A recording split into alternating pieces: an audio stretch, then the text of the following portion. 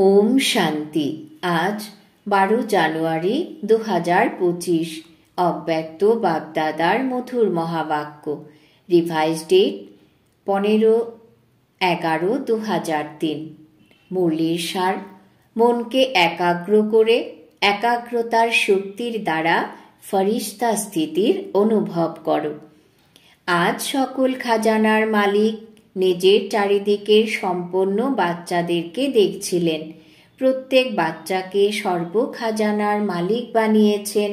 এমন খাজানা পেয়েছ যা অন্য কেউ দিতে পারবে না।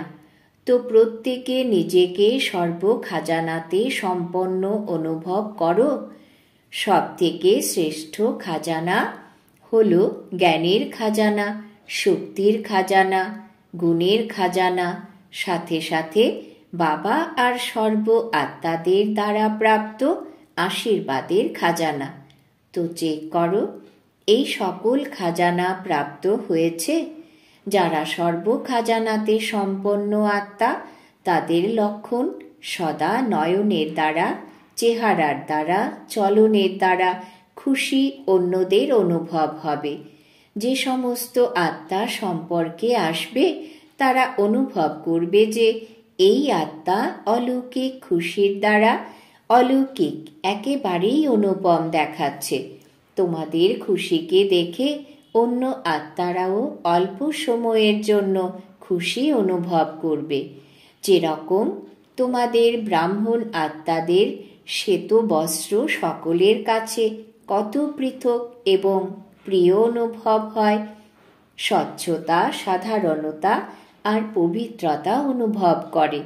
দূর থেকেই জেনে যায় যে এরা হলো ব্রহ্মা কুমার কুমারী।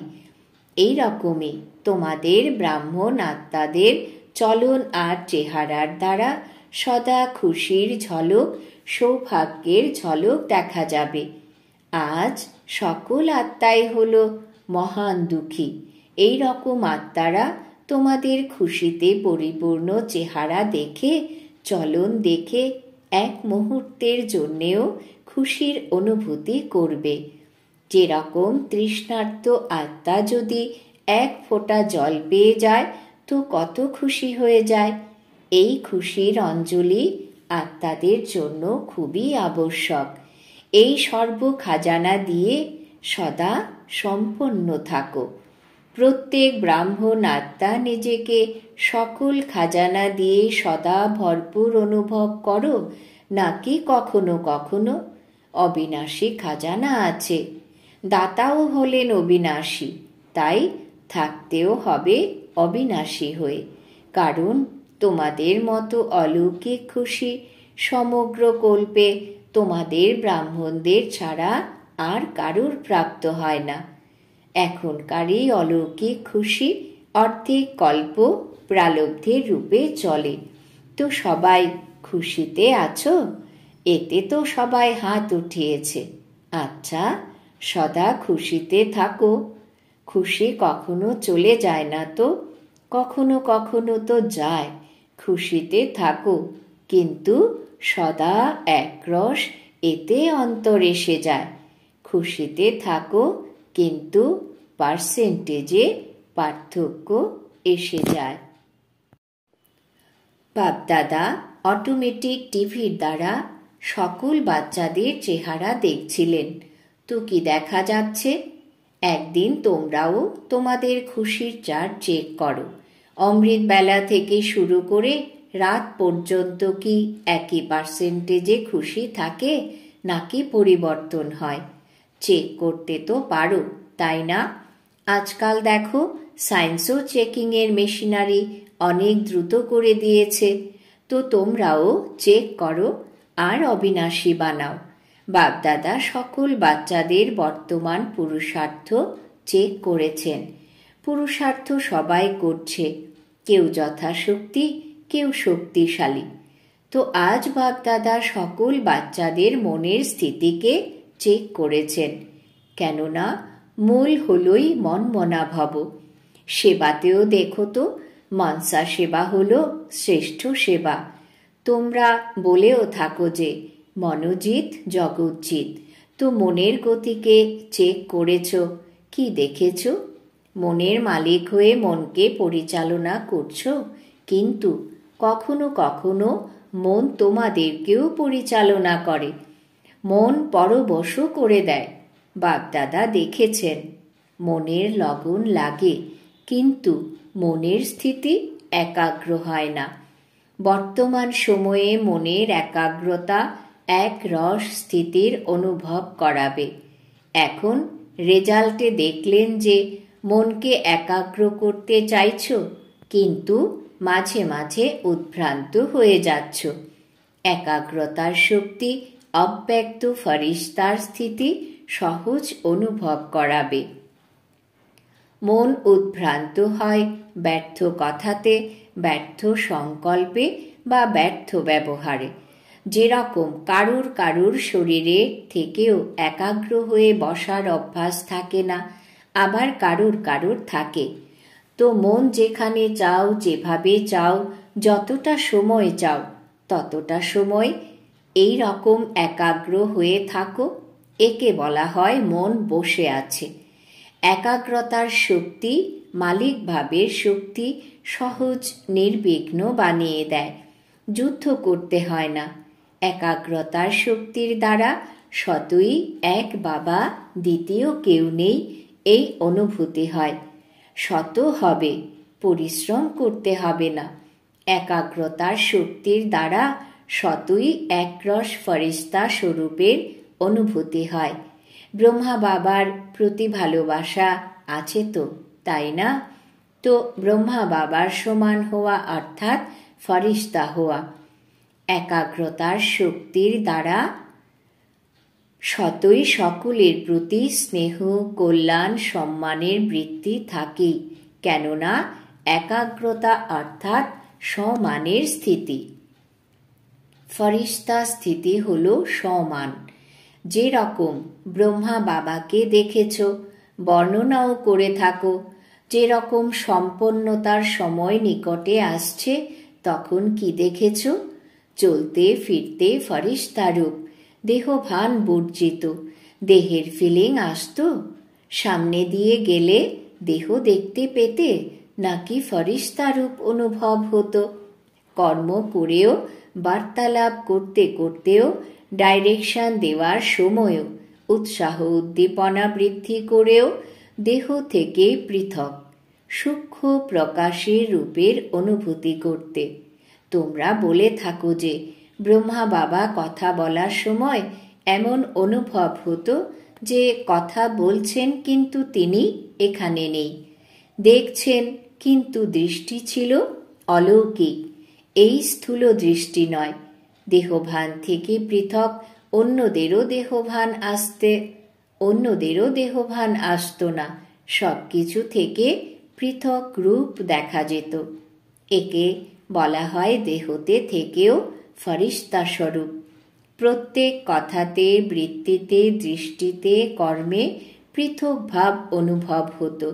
ইনি বলছেন, কিন্তু পৃথক এবং প্রিয়, অতি প্রিয় লাগত, আত্মিক প্রিয়। এই রকম ফরিস্তা ভাবের অনুভূতি নিজেও করো এবং অন্যদেরকেও অনুভব করাও। কেননা ফরিস্তা না হলে দেবতা হতে পারবে না।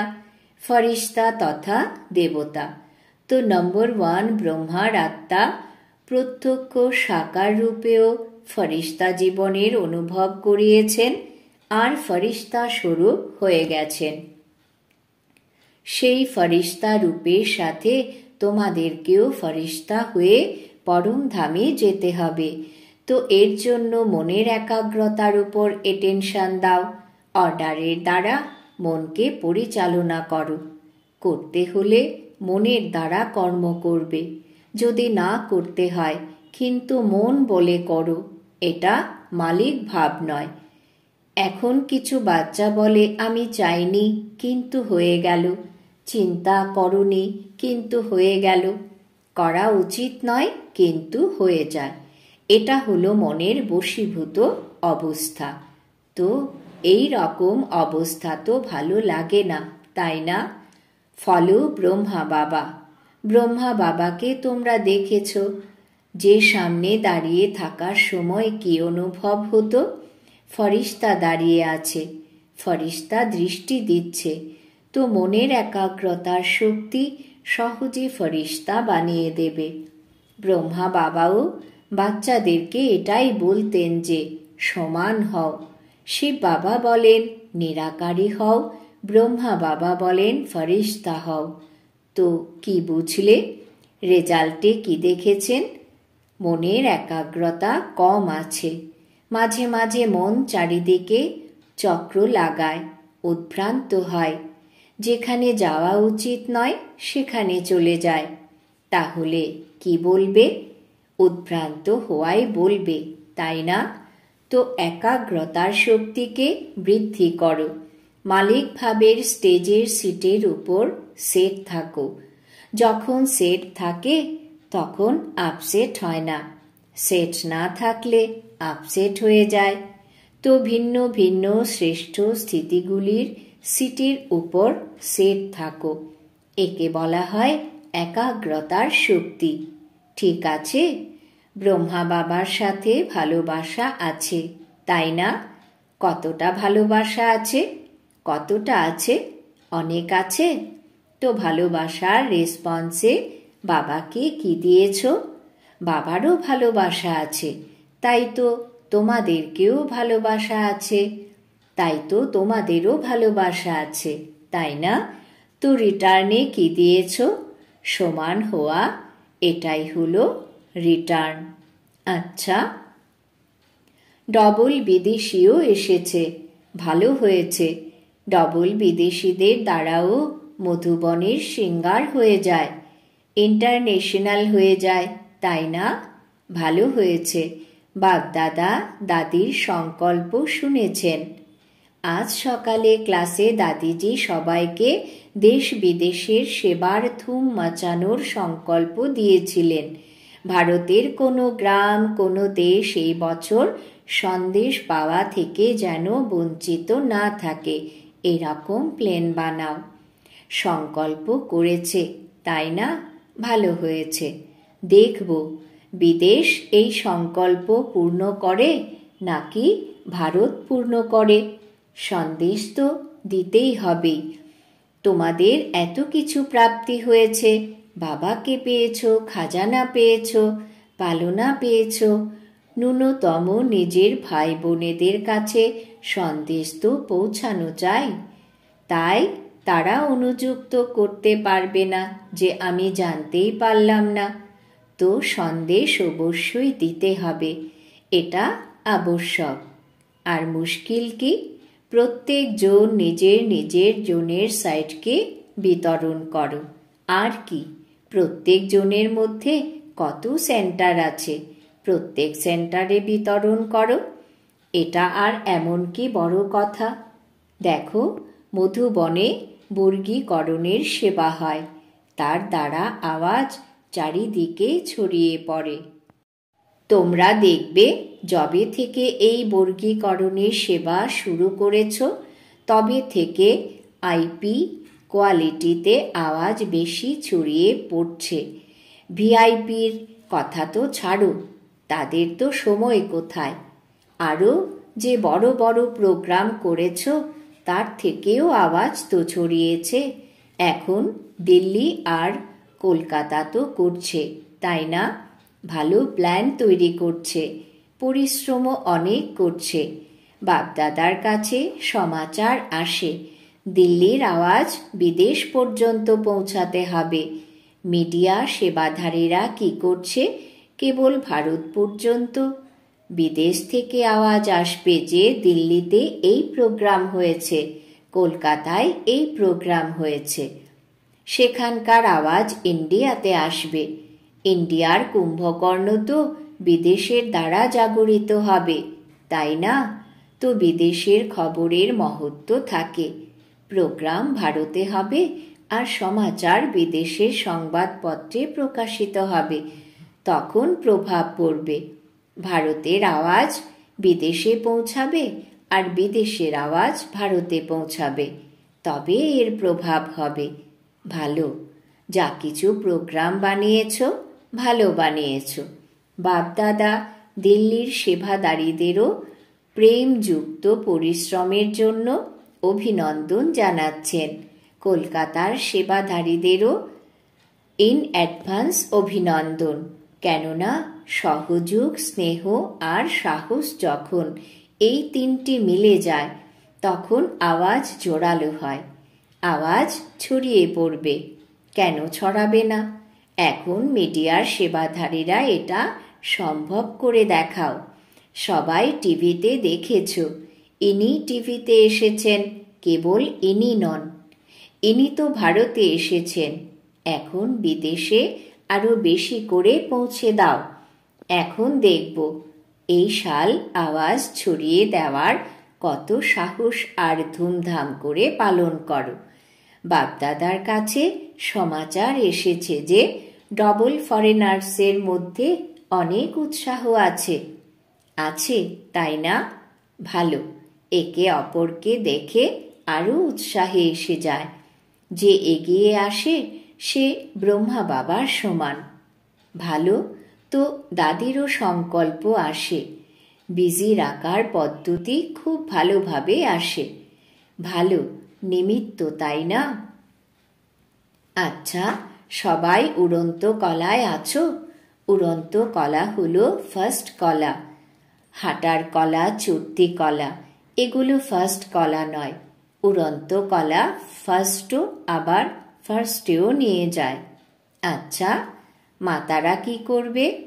মাতারা নিজেদের সমবয়সীদের জাগাও। অন্তত পক্ষে অভিযোগ করার মতো কোনো মাতা যেন না থেকে যায়। মাতাদের সংখ্যা সর্বদা বেশি থাকে। বাপ দাদার খুশি হয়। আর এই গ্রুপে সকলের সংখ্যা ভালো এসেছে। কুমারদেরও সংখ্যা ভালো এসেছে। দেখো, কুমার নিজেদের সমবয়সীদের জাগাও। ভালো, কুমার এটা করে দেখাবে যে স্বপ্নেও পর্যন্ত পবিত্রতাতে পরিপক্ক তারা। বাপদাদা বিশ্বে চ্যালেঞ্জ করে বলেছেন যে ব্রহ্মা কুমার, ইয়ুথ কুমার, ডবল কুমার, তাই না? তোমরা ব্রহ্মা কুমারও আবার শারীরিকভাবেও কুমার। তো পবিত্রতার পরিভাষা প্র্যাকটিক্যালেই দিচ্ছ। তো অর্ডার করব, পবিত্রতার জন্য নিজেকে চেক করো। করব অর্ডার? এতে হাত তুলছ না? চেক করার মেশিন আছে। স্বপ্নেও অপবিত্রতা সাহস দেখাবে না। কুমারীদেরকেও এই রকম হতে হবে। কুমারী অর্থাৎ পূজ্য পবিত্র কুমারী। কুমার আর কুমারীরা বাপদাদার কাছে প্রমিস করো যে আমরা সবাই এত পবিত্র আছি যে স্বপ্নেও সংকল্প আসবে না। তখন কুমার আর কুমারীদের পবিত্রতার সেরেমনি পালন করব। এখন অল্প অল্প আছে। বাপদাদা জানেন অপবিত্রতার অবিদ্যা থাকবে, কেননা নতুন জন্ম নিয়েছ, তাই না? অপবিত্রতা হলো তোমাদের পাস্ট জন্মের কথা। মর্জিবা জন্ম, জন্মই হলো ব্রহ্মার মুখ থেকে পবিত্র জন্ম। তো পবিত্র জন্মের মর্যাদা অত্যন্ত আবশ্যক। কুমার কুমারীদের এই ঝান্ডা ওড়াতে হবে। পবিত্র আছো, পবিত্র সংস্কার সমগ্র বিশ্বে ছড়িয়ে দেবে। এই সংকল্পকে বাস্তবে রূপ দাও। শুনেছ কুমারীরা? দেখো কুমারী কত এসেছে। এখন দেখব কুমারীরা এই আওয়াজ ছড়িয়ে দেবে নাকি কুমাররা। ব্রহ্মা বাবাকে ফলো করো। অপবিত্রতার নাম লক্ষণ নেই। এটাই হলো ব্রাহ্মণ জীবন।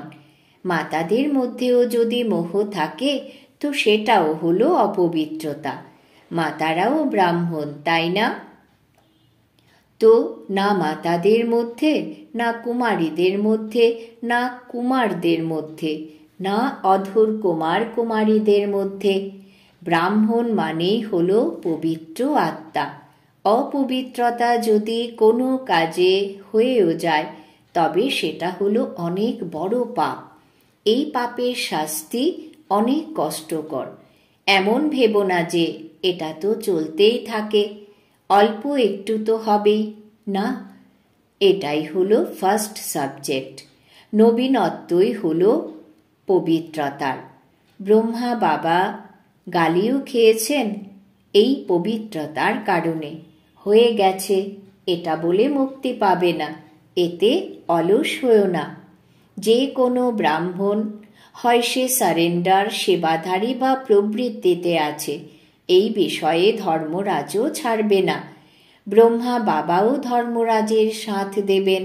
সেই জন্য কুমার কুমারী যেখানেই আছো, মধুবনে আছো, সেন্টারে আছো, কিন্তু এর চোট সংকল্প মাত্রেরও চোট হলো অনেক বড় চোট। তোমরা গীত গাইতে থাকো না যে পবিত্র মন রাখো, পবিত্র তন রাখো, গীত আছে না তোমাদের? তো মন পবিত্র থাকলে জীবনও পবিত্র হবে। এতে দুর্বল হয়ে যেও না। একটুখানি দুর্বল আছো কি? একটু নয়, অনেক। বাপদাদা অফিসিয়াল ইশারা দিচ্ছেন, এতে রক্ষা পাবে না। এর হিসেব নিকেশ ভালোভাবে নেবে, সে যেই হোক। এই জন্য সাবধান, অ্যাটেনশন। শুনেছ? সবাই মন দিয়ে শুনেছ? দুটো কান খুলে শোনো। বৃত্তিতেও যেন টাচিং না হয়, দৃষ্টিতেও যেন টাচিং না হয়। সংকল্পেই নেই তো বৃত্তি দৃষ্টি কেমন হবে? কেননা সময় সম্পূর্ণতার নিকটে আসছে, একদম পবিত্র হওয়ার।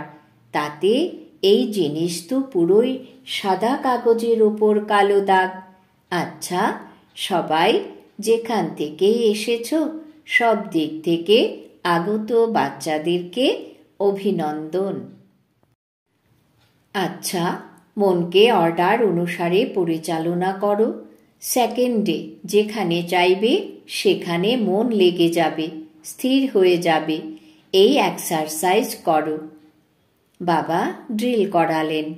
আচ্ছা, অনেক জায়গায় বাচ্চারা শুনছে, স্মরণও করছে, শুনছেও। এটা শুনে খুশিও হচ্ছে যে সায়েন্সের সাধন বাস্তবে বাচ্চাদের জন্য অত্যন্ত সুখদায়ী।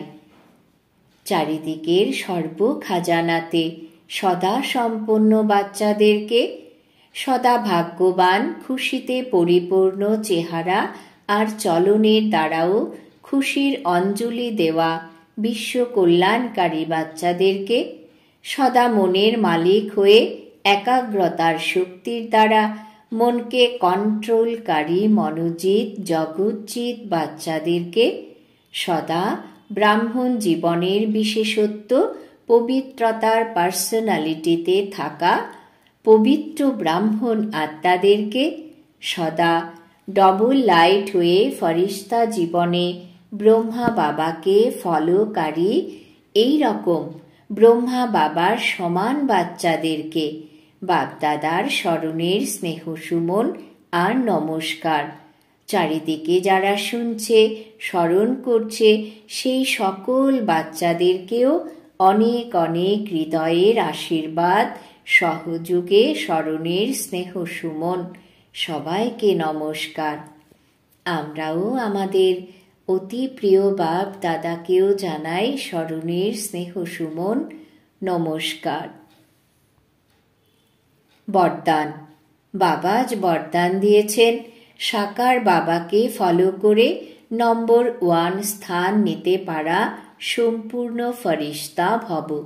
সাকার বাবাকে ফলো করে নম্বর 1 স্থান নিতে পারা সম্পূর্ণ ফরিস্তা ভব। ব্যাখ্যা: নম্বর 1-এ আসার সহজ সাধন হল, যিনি নম্বর 1 ব্রহ্মা বাবা, সেই 1কে দেখো। অনেককে দেখার পরিবর্তে এককে দেখো আর এককে ফলো করো। আমি সেই ফরিস্তা, এই মন্ত্রকে পাক্কা করে নাও, তাহলে পার্থক্য সমাপ্ত হয়ে যাবে।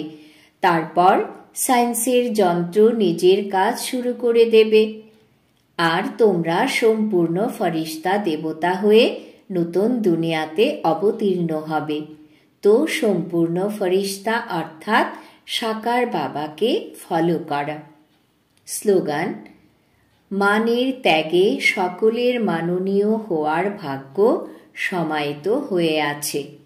মানের ত্যাগে সকলের মাননীয় হওয়ার ভাগ্য সমাহিত হয়ে আছে। আজকের সম্মান: আমি সম্পূর্ণ ফরিস্তা আত্মা। নিজের শক্তিশালী মনসার দ্বারা সকাশ দেওয়ার সেবা। যেরকম বাপদাদার করুণা হয়, এই রকম তোমরা বাচ্চারাও মাস্টার করুণাময় হয়ে মনসা নিজের বৃত্তির দ্বারা বায়ুমণ্ডল দ্বারা আত্মাদেরকে বাবার থেকে প্রাপ্ত হওয়া শক্তি দাও।